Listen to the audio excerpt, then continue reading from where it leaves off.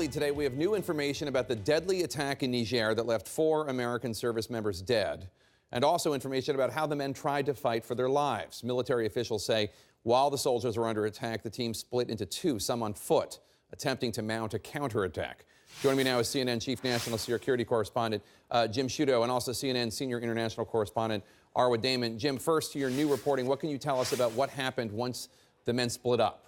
We're learning just how confusing a combat situation this was. We reported yesterday that this team split up into 2. We now know what the circumstances were. One of their vehicles was disabled in the initial ambush, so one group continues on foot. And in an attempt, it appears, at a counterattack to outflank the attackers, they were unfortunately later overwhelmed. In the midst of that, adding to the confusion, one of those teams, one of those groups lost communications with the other group, the group with those that would end up having those 4 Americans killed in action.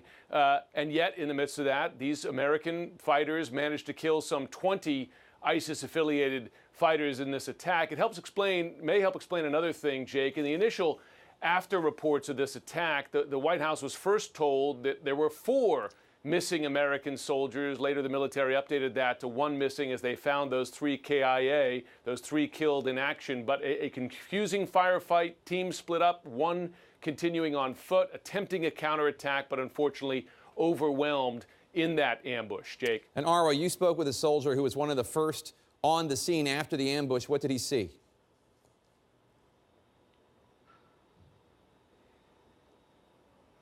Well, when he arrived there, he was describing to us how the Americans and the Nigerians who had survived and basically fended off this pretty impressive assault were standing back to back in defensive positions. He was describing to us where the bodies were found. He was also saying that he noticed that some of the growth, the vegetation was still smoldering, and when they spoke to villagers afterwards, they informed them that this was something that had been carried out by the attackers who lit portions of the landscape on fire to create a smoke screen that then allowed them to escape. He was also saying that in his conversation with people that were on the ground, with Nigerians who'd been wounded, that this attack was carried out by assailants in 8 vehicles, and then dozens of them riding motorcycles. Truly chilling circumstances, because when you look at the landscape out there too, it's not as if there's a lot of places that the unit that came under fire could take cover in or even